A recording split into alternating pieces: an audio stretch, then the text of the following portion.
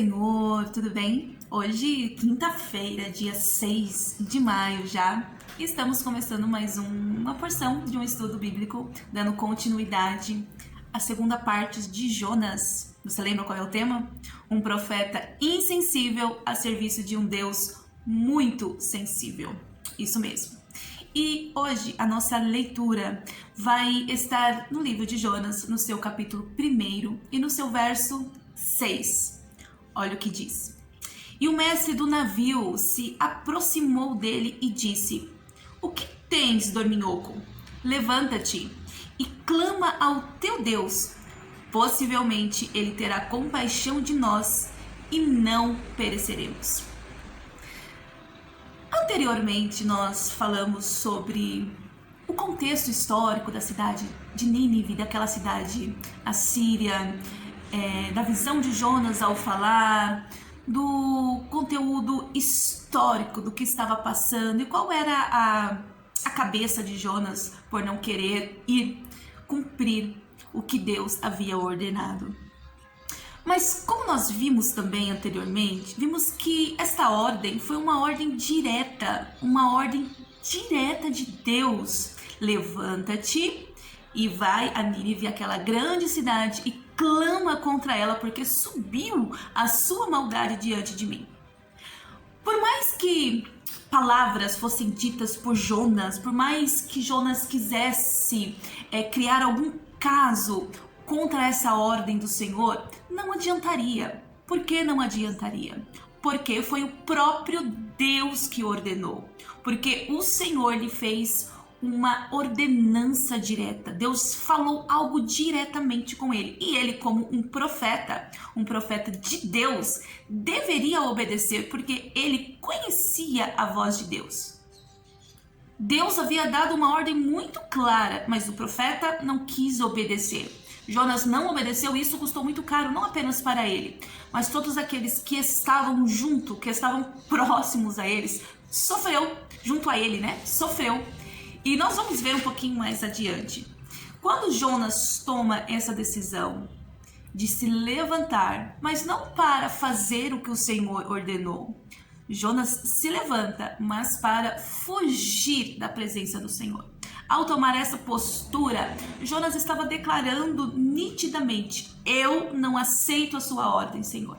Por mais que eu seja um profeta, esta missão não cabe a mim. Se fosse uma bênção, se fosse algo diferente, eu até iria. Mas esta mensagem, o que o Senhor quer para este momento, eu não concordo, eu não aceito. Eu escolho o que faço da minha vida ou não. Não é o Senhor que vai me mandar sair daqui e ir para tal lugar. Nitidamente era o que Jonas estava deixando claro ao tomar essa decisão de fuga, ao fugir diante do Senhor. Mas a resposta de Deus vai ser bem diferente daquilo que Jonas esperava. Jonas tentou se esconder, fugindo, mas a resposta de Deus vai ser bem objetiva. Eu mando, você obedece. Não tem para onde correr, não tem para onde fugir. Se eu quero que aconteça, vai acontecer independente da sua vontade. E aí não é que Deus ele é um mercenário ou um justiceiro ou alguém completamente autoritário. Embora saibamos que em suas mãos há todo o poder. Ele é o poder. Ele tem todo o poder. Mas existem coisas nas nossas vidas que o Senhor nos dá literalmente não um direito de escolha. Existem tarefas que o Senhor confia literalmente a você e cabe a você fazer. Existem coisas que nós temos a escolha de decidir, mas existem projetos de Deus, algo que o Senhor coloca em nossas vidas que não tem como fugir. E esta ordem foi algo dado por Deus que não cabia a Jonas escolher ou não. Porque ele era um profeta do Senhor. Não sabemos se ele escolheu ou se o Senhor o escolheu. Mas por ele estar nessa condição de profeta, ele não tinha escolha escolha. Quando recebia uma ordem, uma mensagem do Senhor, ele escolher se queria ou não, porque a sua condição não lhe daria a opção. E a mesma coisa a nós também foi dada uma ordem direta que não cabe a nós escolher fazer ou não. Quando o Senhor Jesus, ele vai dar aquelas últimas instruções para os seus discípulos, ele lhes dá uma ordem: ide por todo mundo, pregai o evangelho a toda criatura. É uma ordem, e isso não cabe na sua decisão escolher fazer ou não. Foi uma ordem direta que nós precisamos fazer. Não fazendo, estamos caindo em negligência. Estamos dizendo: eu não aceito essa ordem, eu não quero fazer essa ordem, eu escolho os meus passos, eu sei o que quero para minha vida.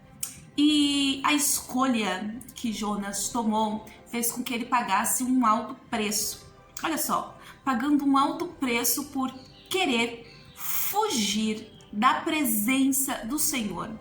Por quê? Por apenas um capricho.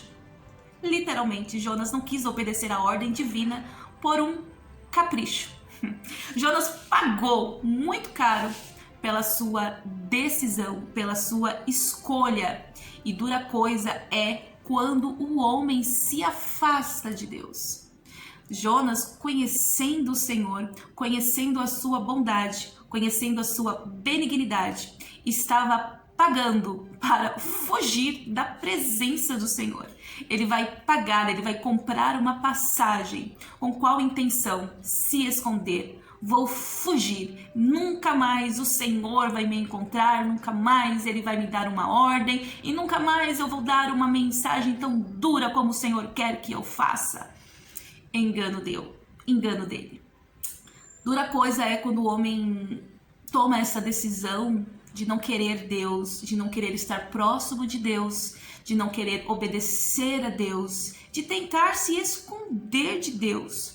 E ao longo da Bíblia, da história, nós vimos exemplos de pessoas que tentaram se esconder, tentaram fugir do chamado, tentaram de qualquer forma não cumprir aquilo que o Senhor queria, mas acabaram pagando, sofrendo e prolongando muito mais o caminho, prolongando muito mais a bênção, retardando a bênção por causa dos seus caprichos, por causa das suas murmurações, por causa do seu querer.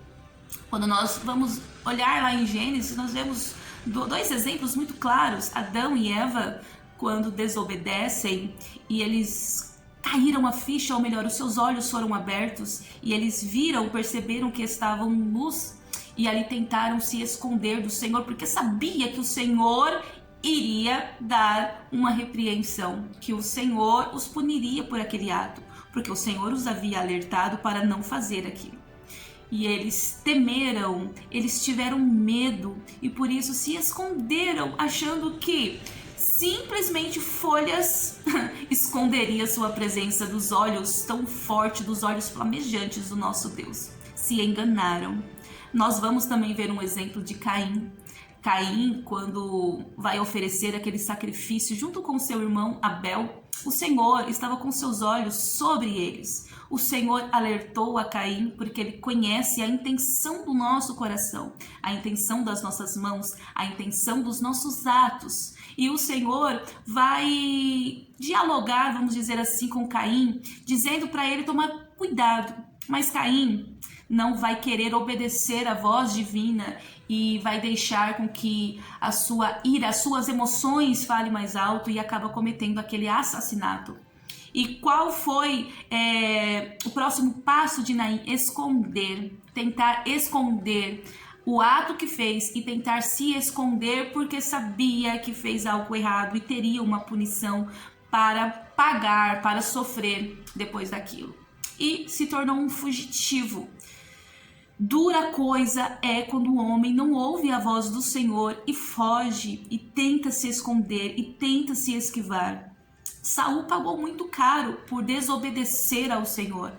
O profeta Samuel deu uma ordem, uma ordenança para Saul, mas ele não obedeceu. Ele achou que por ser rei poderia fazer o que ele quisesse, porque afinal ele era o líder, ele era o comandante, ele é quem estava na frente de Israel. mas pela sua soberba, pela sua desobediência, pela sua pressa de fazer não aquilo que o Senhor queria, havia determinado, mas aquilo que as suas mãos queriam, ele perdeu o reinado passou de suas mãos, ele deixou de ser rei. Mas algo pior aconteceu na vida de Saul. O Espírito do Senhor já não estava mais com ele. A presença do Senhor já não era mais com Saul. Saul agora se torna um homem qualquer. Não um homem qualquer, mas um homem pior, porque agora ele é atormentado por espíritos malignos. Olha só, o Espírito do Senhor se aparta da sua vida, retira-se da sua vida, e agora ele passa a ter a companhia de espíritos malignos. Que triste situação. Davi, conhecendo, sabendo do que aconteceu com Saul, quando Davi peca, comete aquele pecado com a mulher de Urias, e o profeta Natã vai repreender Davi. Davi, ele vai se humilhar perante o Senhor, e a sua oração e o seu arrependimento, lá no Salmo 51, ele vai dizer o quê? Não me lances fora da tua presença. Davi sabia o perigo que é estar longe de Deus, longe da presença do Senhor. Nós não somos nada. Davi sabia que nós somos como folhas secas, jogadas no chão, que quando o vento bate, leva para um lado, para o outro, sem rumo, sem direção, sem um ponto fixo, não tem história, não sabe para onde vai e não sabe nem mesmo o caminho. Por quê? Porque se tornou seco, insensível. A falta de empatia, a falta de compaixão de Jonas estava fazendo com que ele fugisse da presença do Senhor. Por ele não querer aceitar a ordem divina, por não ter misericórdia, por não querer aceitar a ordem de Deus, ele preferiu literalmente ficar longe de Deus. E nós, isso é um conselho, nós precisamos tomar muito cuidado para não cair neste mesmo delito de Jonas. Mas como assim? Jonas, um israelita, filho de Abraão, pertencente ao povo escolhido de Deus, e por ele estar nessas condições, por ele ser um israelita, ser filho de Abraão, ele não estava isento de pecados. O seu povo, a nação de Israel, não estava isenta de pecados, muito pelo contrário. A sua nação estava em falta com Deus. A sua nação estava correndo um grande perigo, porque neste mesmo tempo, nesta mesma época, Amós, o profeta Amós, estava sendo levantado por Deus para pregar contra os israelitas, contra a nação de Israel, o Reino Norte, a nação cujo Jonas pertencia.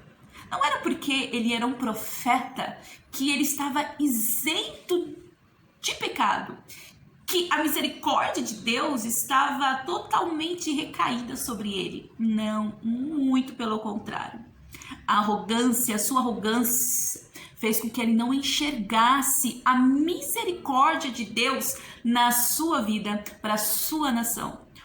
Pela sua arrogância, ele achou que Deus não poderia ter misericórdia daquela nação, da mesma forma que ele precisava daquela misericórdia, da mesma forma que a sua nação necessitava da misericórdia. Ele achou não, que Deus deveria punir apenas os outros e não a eles, porque eles eram um povo escolhido de Deus e Deus não iria destruí-los, e Deus não iria puni-los, e Deus daria algum jeito de não camuflar o pecado, mas daria algum jeito de sanar as feridas, de ajudá-los. Mas não é dessa forma. Pecado é pecado, independente de quem você é, do que você fez. Quando você desobedece ao Senhor, a punição vai vir. Não porque o Senhor não te ama, não. Justamente é por isso, porque Ele não quer que você perca o alvo, Ele não quer que você erre o caminho, e por isso que Ele vai te corrigir, para que você possa entrar no caminho novamente. E isso é graça, e isso é misericórdia, e isso é compaixão, e isso é benevolência. Ao invés de te punir, te privando das bênçãos, o Senhor vai te corrigir para que você volte a pertencer, para que você volte a fazer parte desta graça que se chama Jesus Cristo. Jonas sabia apontar o erro dos outros, mas não entendia que também necessitava, era carente das misericórdias, das grandes e infinitas misericórdias de Deus. E muitos de nós achamos muito pesado uma palavrinha que eu vou dizer agora, mas muitas das vezes nós se enquadramos com essa palavrinha, fariseu. É muito pesado, né? Porque quando a gente fala fariseu, já lembramos logo da época de Jesus, do que aqueles religiosos faziam, não compreendendo, não querendo aceitar o Rei dos Reis que estava ali, o Mestre, o Messias, o Filho de Deus, o Cordeiro de Deus, que estava perante os seus olhos. E, como eu disse, é uma palavra muito pesada, mas às vezes nós estamos assumindo essa postura de fariseus. Mas como assim?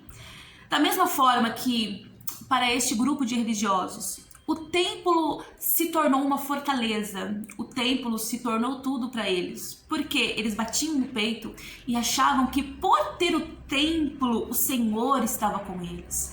Por ter o templo, a presença do Senhor estava com eles e os inimigos não poderiam afligi-los, que nada de mal poderia acontecer, porque o Senhor estava ali. O templo era a manifestação da presença do Senhor para eles. E a igreja é um lugar onde nós podemos louvar, onde nós adoramos, onde nós temos comunhão com os nossos irmãos, onde nós aprendemos, onde nós somos instruídos, onde nós ouvimos a palavra de Deus. E nós podemos se tornar como fariseus, assumindo a sua postura, achando que por estar em um lugar onde a presença do Senhor é visível, é real, podemos achar que somente isto basta para as nossas vidas. Se nós vamos com a intenção de adorar, se nós vamos com a intenção de sermos gratos, com a intenção de querer Deus, de aprender sobre Cristo, isso é válido, isto é o certo. Mas se nós vamos por obrigação, por achar que somente ir ali bater o cartão, isso já basta, estamos sendo um fariseu, porque achamos que estar fisicamente ali vai nos isentar, o Senhor vai perdoar os nossos pecados, ou melhor, eu estando ali, eu posso pecar um pouquinho lá fora e quando eu entrar ali dentro, tudo vai estar resolvido, porque eu estou na casa do Senhor. Engano seu, engano meu, não é porque todos os dias eu estou na igreja, eu estou fazendo sacrifícios, dizendo que estou fazendo sacrifícios, que o meu coração está realmente voltado a Deus. Aqueles fariseus estavam praticamente 24 horas dentro do templo, mas e os seus corações? Estavam longe, não, muito longe daquilo que Deus queria. Jonas, um profeta de Deus, estava longe daquilo que Deus queria para sua vida, daquilo que o Espírito Santo de Deus o estava impulsionando a fazer. E existe um ditado que diz assim: o mesmo sol que amolece a cera endurece o barro. E é isso que acontece. Às vezes as pessoas mais endurecidas, às vezes as pessoas que têm o coração mais duro, são as que estão dentro da igreja. Por quê? Porque pensam assim: eu sei de tudo, ouvi tudo, sou tão espiritual, porque se camuflam em um lugar físico. Mas na verdade estão se tornando fariseus, se tornam insensíveis, se tornam um Jonas.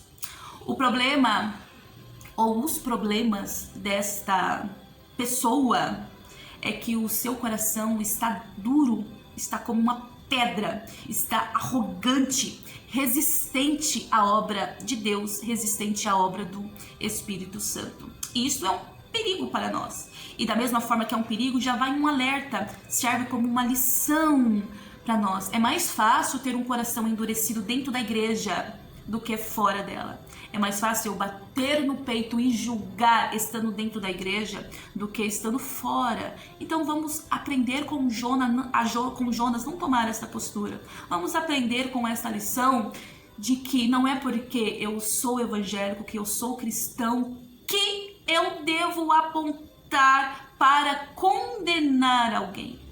Há uma grande diferença, porque quando as escrituras falam que nós não podemos julgar, nós precisamos entender esse contexto de julgar. Todos os momentos nós estamos julgando. Todos os momentos nós estamos escolhendo fazer alguma coisa. Julgar é a mesma coisa de você dizer, eu não quero isso porque eu não gosto. Eu estou julgando o que eu não quero porque eu tenho uma justificativa para aquilo. O que a Bíblia quer dizer com julgar, com a palavra julgar, não julgueis para não ser condenados, julgados, é a mesma forma de dizer, você não tem o direito de condenar. Nós julgamos o pecado, nós não aceitamos o pecado. Nós aceitamos a pessoa pecadora, mas o pecado não. Nós estamos julgando que aquilo é errado e aquilo não se deve fazer. O que nós não podemos é condenar a pessoa que comete. Então, quando fala cuidado para você não sair julgando, é cuidado para você não sair condenando aquela pessoa que você não conhece o seu coração. Então, julgar, nós julgamos. O que nós não podemos fazer é condenar, porque a isso não nos cabe. Nós não somos juiz, nós somos apenas filhos de Deus.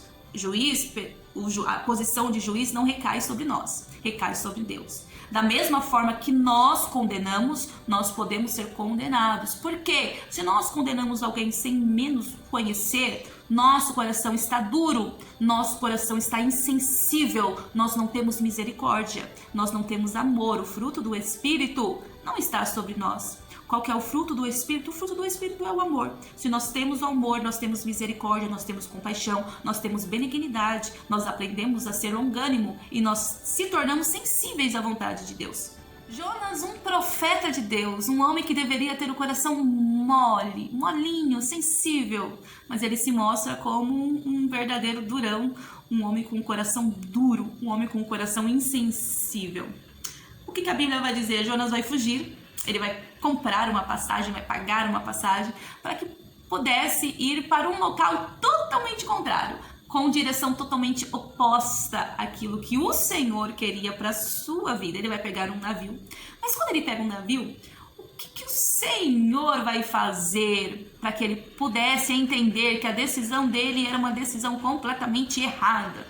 Vai aparecer, vai vir sobre o mar uma tormenta, uma grande tempestade, um grande vento vai acometer a região, onde aquele navio estava navegando, que isso vai trazer um temor, isso vai trazer um medo para todos que estavam no navio. Mas Jonas, onde Jonas estava? Jonas estava no porão, dormindo, tentando apagar a sua consciência, porque ele estava fugindo dos problemas, porque muitas pessoas, quando não querem pensar, não querem resolver algo, tomam uma decisão. Qual decisão? Vou dormir. Se eu dormir, eu esqueço, eu não penso sobre aquilo e eu vou sofrer menos, aquilo não vai ficar me martirizando. Era essa postura que Jonas estava fazendo. Mas ele não pensou que aquele ato dele, ele fugir dos seus problemas, estaria trazendo problemas para outras pessoas.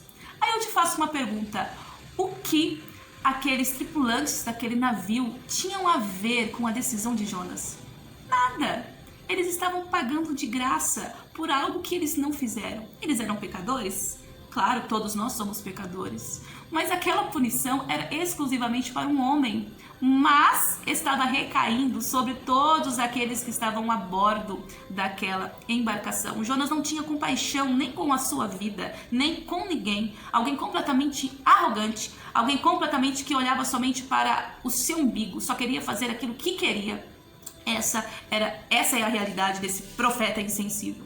A insensibilidade, de Jonas vai trazer muitos prejuízos, não literalmente para ele, porque ele está fugindo de todas as consequências, mas vai trazer principalmente para aqueles homens. Mas foram aqueles homens que descobriram o fator que estava causando tudo aquilo. Foram justamente aqueles homens que não conheciam a Deus, que temeram a Deus no lugar de Jonas. Olha que coisa. Quando o mestre, o comandante do navio, descobre aquele homem que em meio àquele caos, que em meio àquela tormenta, que em meio àquele barulho, eu não sei se você já esteve em alto mar, mas é algo, para quem não é acostumado, bem complicado. Você não consegue descansar literalmente. E eu fico imaginando, principalmente em uma tempestade, onde o navio, o barco, enfim, não vai ter uma estabilidade. Você vai estar balançando de um lado para o outro, gritos de outras pessoas em desespero, o barulho das ondas batendo no casco. E isso não traz paz, pelo contrário, isso vai trazer uma confusão. E Jonas será que realmente estava dormindo naquela situação? A Bíblia vai dizer que ele estava dormindo em um profundo sono, que não estava ouvindo, que não estava enxergando o que estava acontecendo ao seu redor. E aí o chefe, né, o comandante daquele navio, vai dizer: o que você está fazendo aí? Por que você está dormindo tanto? Você não está percebendo o que está acontecendo à sua volta? Olha, todos nós já fizemos orações aos nossos deuses, mas nenhum deles nos ouviu. Então, toma uma decisão, toma uma postura, se levanta e ora e clama ao seu Deus. Quem sabe ele não te ouve? Quem sabe essa tormenta não acabe, não se cesse. Sem saber quem era Jonas, aquele homem estava sendo usado por Deus para que despertasse a atenção de Jonas.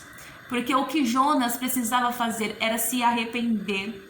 Mas mesmo assim, mesmo Deus usando a vida daquele homem que não conhecia o Senhor, Jonas não teve a humildade de se arrepender. Jonas não teve a humildade de pedir perdão para o Senhor pelos seus atos. Mesmo o comandante dando um chacoalhão ali em Jonas, ele não foi humilde para pedir perdão para o Senhor. Ele ficou calado, ele não tomou uma postura, ele não teve uma ação, por mais que ele soubesse que todo aquele mal estava cometendo aquela embarcação por causa dele. Aí os tripulantes daquele navio vão lançar sorte para ver quem era a pessoa que estava causando todo aquele mal, porque eles, não conhecendo a Deus, mesmo tendo o coração duro pelo pecado, mesmo tendo a mente cauterizada pelo pecado, eles foram sensíveis para entender que aquele mal estava vindo de algo sobrenatural, era uma ação divina, era a ação de algum Deus que estava fazendo com que aquilo acontecesse. Eles lançam sorte, a sorte cai em Jonas, e quando a sorte cai em Jonas, é que a situação vai se revelar, é que Jonas vai declarar quem ele era, que ele era um profeta, de onde ele vinha, quem era o seu Deus. E aí o problema é achado, mas o problema agora precisa ser resolvido. Seria tão mais fácil se Jonas dobrasse os seus joelhos e orasse ao Senhor, pedindo perdão ao Senhor. Mas não, Jonas mais uma vez vai mostrar uma atitude covarde. Vai pedir com que eles joguem no mar. Vai fazer: tá bom, eu sei, não dá para fugir de Deus. Eu tentei me esconder, mas o Senhor me achou. Mas mesmo assim, eu não vou fazer o que Ele quer. Eu prefiro morrer do que fazer a vontade do Senhor. E eu tenho uma experiência pessoal. Talvez você saiba, talvez não, mas eu quero contar rapidamente. Em um determinado momento da minha vida, no ano de 2013, eu tentei me esconder da vontade do Senhor. Eu tentei me esconder daquilo que o Senhor queria para mim. E não apenas eu paguei um alto preço, mas a minha família toda. Digo, meu marido, os meus filhos, né, minha sogra, muitos irmãos conhecidos, a igreja, muitos irmãos, não só a igreja onde eu congregava, mas muitos outros irmãos que eu nem conheço pessoalmente, sofreram essa tempestade por causa da minha desobediência. O Senhor todos os dias falava algo comigo, que queria algo específico de mim. Ele só queria que eu orasse. Mas eu achava que não era o momento, porque o meu dia era tão corrido. E eu só tinha aqueles minutos de descanso. E eu precisava descansar o meu corpo. Eu precisava descansar a minha mente. Essa era a minha justificativa para Deus. Senhor, hoje à noite eu vou para a igreja. Hoje à noite eu faço isso. Mas o Senhor queria um particular comigo naquele momento. Porque Ele queria me revelar algo. Ele queria me dar algo. E eu literalmente estava como Jonas. Não, Senhor, eu não quero agora. No meu tempo o Senhor me dá. Isso foi passando, até que o Senhor fez com que eu parasse tudo aquilo que eu lançava aos seus pés como justificativa. Senhor, eu não posso fazer isso por causa do meu trabalho, por causa disso, por causa daquilo. O Senhor, de uma hora para outra, fez com que eu parasse tudo o que eu fazia, para que eu observasse, para que eu enxergasse o seu querer na minha vida. E como que o Senhor fez isso? Colocando uma doença não em mim, uma doença na minha filha. E quando ela foi acometida daquele mal, aí sim, eu parei tudo. Mas não era o tempo de parar tudo, mas eu tive que parar, eu fui obrigada a parar. E ficar literalmente mais de 15 dias no hospital junto com ela. Muitos médicos fazendo exames, tentando descobrir o mal que ela tinha. E não achavam. Até que quase nas últimas semanas que nós estávamos ali, naquele hospital. Minha filha passou por muitos procedimentos, precisou fazer transfusão, precisou tomar bolsa de plaqueta. Num daqueles momentos, ela teve uma reação tão forte que ali ela estava perdendo a vida. E uma das enfermeiras, com ato de dó sobre mim, sobre a minha pessoa, pediu apenas que eu abraçasse a minha filha, mas com a intenção de despedida, se despeça dela porque ela está morrendo.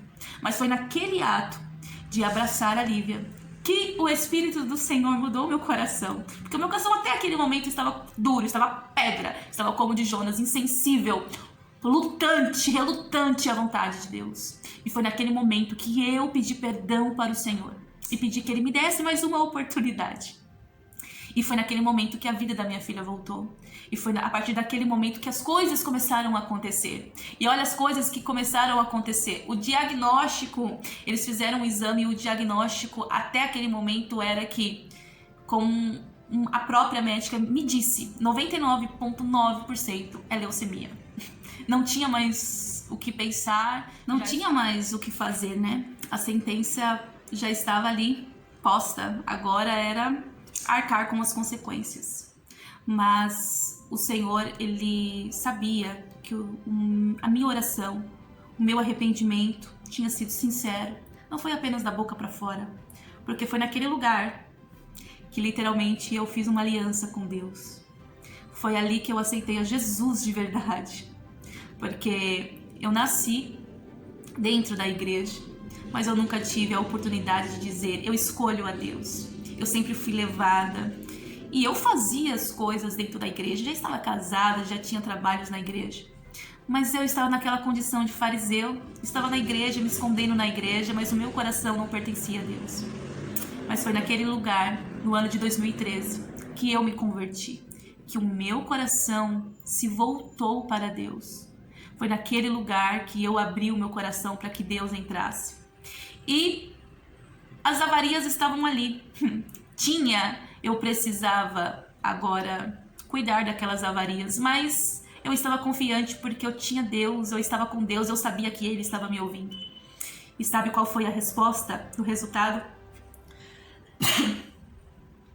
Deu 0%. O pré-diagnóstico de leucemia foi literalmente zerado. A resposta médica foi que nós não sabemos o que sua filha tem, nós não descobrimos o que ela tem. Ela teve alta e, pelo diagnóstico médico, misteriosamente, as plaquetas, a condição dela foi melhorando, a tal ponto que depois de 1 ano e meio, mesmo ela fazendo tratamentos, não tratamentos, mas um monitoramento para tentar descobrir o mal daquilo, eles nunca chegaram a uma conclusão, nunca acharam o mal. Mas eu sabia qual era o mal, eu sabia que eu estava tomando a posição de Jonas e por isso todo aquele mal sobreveio sobre a minha vida, sobre a vida da minha família. Mas quando há um arrependimento, quando há literalmente um arrependimento sincero, o Senhor, longânimo, misericordioso, Ele nos perdoa, Ele sara a terra e nos dá condição de vida. E sabe o que eu acho interessante nisso? Que mesmo Jonas fugindo, mesmo Jonas tentando se esconder, mesmo Jonas não querendo mais falar de Deus, mesmo Jonas, se fazendo de louco, aqueles tripulantes conheceram o Deus de Israel. Mesmo Jonas não querendo falar da bondade do Senhor, aqueles tripulantes foram alcançados pela bondade do Senhor. E nós é a mesma coisa. Às vezes nós fugimos, tentando não fazer, não executar. Nossas vidas são alcançadas por algum vento, por alguma tempestade.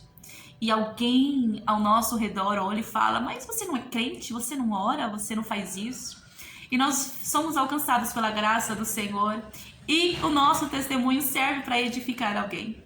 O meu testemunho, dentro daquele hospital, mesmo eu estando ali rebelde ao Senhor, algumas vidas foram alcançadas. Uma mulher, eu não me lembro o nome dela, mas ela disse: eu estou afastada da igreja, mas o meu pai é pastor e eu não tenho contato com ele, eu estou brigada com ele, mas eu vou ligar para ele e eu vou pedir que ele ore pela sua filha.